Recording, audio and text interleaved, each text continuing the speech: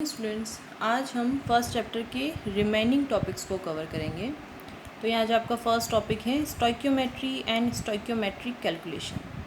Stoichiometry जो है वो दो वर्ड से मिलकर बना है, stoicheion plus metron means element and measure. So stoichiometry deals with the calculations of masses और volume of the reactant and product involved in a chemical reaction. Stoichiometry क्या है? किसी भी केमिकल रिएक्शन में रिएक्टेंट एंड प्रोडक्ट के मास या volume की calculation से रिलेटेड होती है। Let us consider the combustion of methane. यहाँ पर क्या है? मीथेन के कंबशन मतलब ऑक्सीजन की प्रेजेंस में ये बर्न करेगी तो क्या प्रोडक्ट मिलेगा हमें? Carbon dioxide and water molecule. यहाँ पर साथ में ही मैंने इनकी फिजिकल स्टेट भी लिखी है जो कि है गैसियस। अब क्या है कि इनकी ये बैलेंस्ड केमिकल इक्वेशन है, तो यहाँ पर जो भी नंबर मैंने आगे शो की हैं वो क्या होंगे? इनके स्टोइक्योमेट्रिक कोएफिशिएंट। अगर वैल्यू लिखें तो क्या हो जाएगा? यहाँ पर कोई भी नंबर नहीं है, मतलब 1, 2, 1 एंड 2। अब नंबर ऑफ मोल्स की बात करें तो जो भी स्टोइक्योमेट्रिक कोएफिशिएंट है वही इनके नंबर ऑफ मोल्स प्रेजेंट होंगे, तो हो जाएगा 1 मोल, 2 मोल, 1 मोल एंड 2 मोल। मॉलिक्यूल की बात करें तो जितने नंबर ऑफ मोल हैं उतने ही मॉलिक्यूल होंगे, 1 मॉलिक्यूल, 2 मॉलिक्यूल, 1 मॉलिक्यूल, 2 मॉलिक्यूल।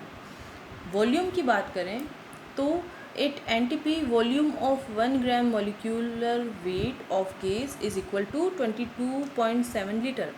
मतलब एनटीपी पर एक स्टैंडर्ड टेम्परेचर और प्रेशर की कंडीशन में जो भी गैस जिसका मॉलिक्यूलर वेट 1 ग्राम हो उसका वॉल्यूम कितना होता है? 22.7 लीटर। तो यहाँ पर अगर 1 मॉलिक्यूल है तो क्या हो जाएगा? Volume 22.7 litre, as it is वही नंबर आ जाएगी। 2 मोल है तो क्या हो जाएगा? 2 इंटू 22.7 लीटर, ये इसका प्रोडक्ट हो जाएगा। नेक्स्ट हो जाएगा 1, तो क्या होगा? 22.7 एज इट इज़ आ जाएगा लीटर, और अगर 2 मोल है तो इसको 2 से मल्टीप्लाई कर देंगे और ये इसका फाइनल वॉल्यूम होगा। ओके, नेक्स्ट है आपका topic limiting reagent. Many a times the reactions are carried out when the reactants are not present in the amounts as required by a balanced chemical reaction. In such situations, one reactant is in excess over the other. The reactant which is present in the lesser amount gets consumed after some time, and after that no further reaction takes place whatever be the amount of the other reactant present. इससे हम एक example के help से देख सकते हैं। यहाँ मैंने एक एग्ज़ाम्पल लिखा है जहाँ पर क्या है, नाइट्रोजन और हाइड्रोजन आपस में रिएक्ट करके अमोनिया का प्रोडक्शन कर रहे हैं। ये एक बैलेंस्ड केमिकल इक्वेशन है, तो मैंने स्टोइक्योमेट्रिक कोएफिशिएंट भी यहाँ पर शो किए हैं 3 और 2। अब यहाँ आप देख सकते हैं 1 mole of nitrogen reacts with 3 mole of hydrogen to give 2 mole of ammonia.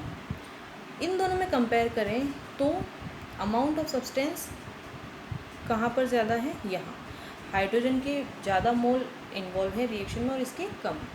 तो जैसे जैसे रिएक्शन होगी वैसे वैसे यहाँ पर रिएक्टेंट साइड में अमाउंट जो है यूज़ में होता जाएगा और इनकी जो कंसंट्रेशन है, जो अमाउंट ऑफ सब्सटेंस है वो डिक्रीज़ होती जाएगी और प्रोडक्ट साइड में अमाउंट ऑफ सब्सटेंस इंक्रीज़ होती जाएगी। कुछ टाइम बाद के जब नाइट्रोजन जितनी भी अवेलेबल अमाउंट यूज़ हो जाएगी तो उसके बाद ये यूज़ जब ऑलमोस्ट हो जाएगा तो क्या होगा कि अब कितना ही हाइड्रोजन अवेलेबल क्यों ना हो, अमोनिया का प्रोडक्शन नहीं हो पाएगा क्योंकि रिएक्ट करने के लिए नाइट्रोजन अवेलेबल नहीं है।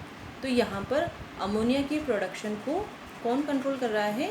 नाइट्रोजन, जो कि इस रिएक्शन में लेस अमाउंट में प्रेजेंट है। ओके, सो यहाँ पर लिमिटिंग रिएजेंट कौन हो जाएगा? Nitrogen. Okay, hence the reactant which gets consumed limits the amount of product formed and is therefore called the limiting reagent, जैसा कि हमने इस रिएक्शन में अभी डिस्कस किया है। ओके, नेक्स्ट आपका टॉपिक है रिएक्शन इन सॉल्यूशन। सॉल्यूशन जो है वहाँ पर 2 कंपोनेंट्स होते हैं, सॉल्यूट प्लस सॉल्वेंट। जैसे शुगर सॉल्यूशन है तो जो सब्सटेंस लेस अमाउंट में प्रेजेंट है दैट इज़ सॉल्यूट, जो कि इस एग्जांपल में हो जाएगा शुगर, और जो लार्ज अमाउंट में प्रेजेंट है वो क्या हो जाएगा सॉल्वेंट, जो कि इस एग्जांपल में हो जाएगा वाटर। तो इन दोनों को जब डिज़ोल्व किया जाएगा अच्छे से तो सॉल्यूशन बन जाएगा। ठीक है, नेक्स्ट है द कंसंट्रेशन ऑफ सॉल्यूशन और the amount of substance present in its given volume can be expressed in any of the following veg.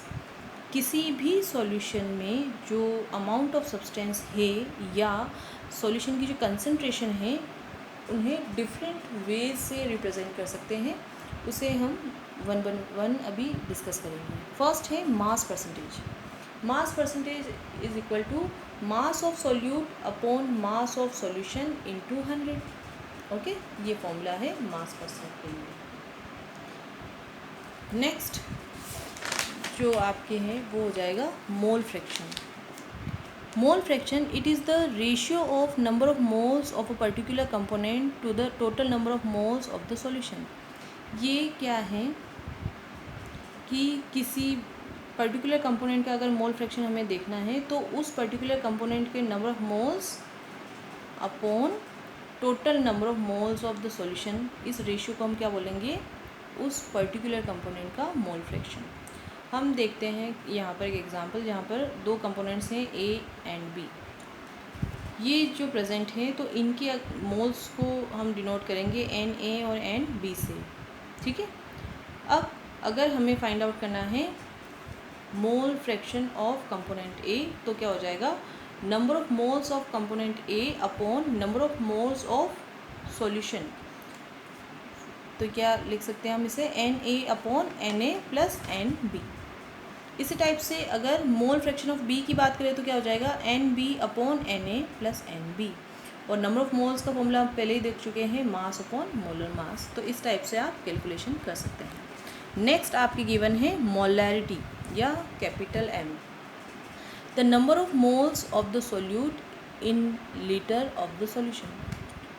किसी भी सॉल्यूशन के 1 लीटर में सॉल्यूट के कितने नंबर ऑफ मोल्स प्रेजेंट हैं उसे हम बोलते हैं मोलैरिटी। ये क्या हो, इसको डिनोट किया जाता है कैपिटल एम से। तो फॉर्मूला हो जाएगा number of moles of solute divided by volume of solution in litre.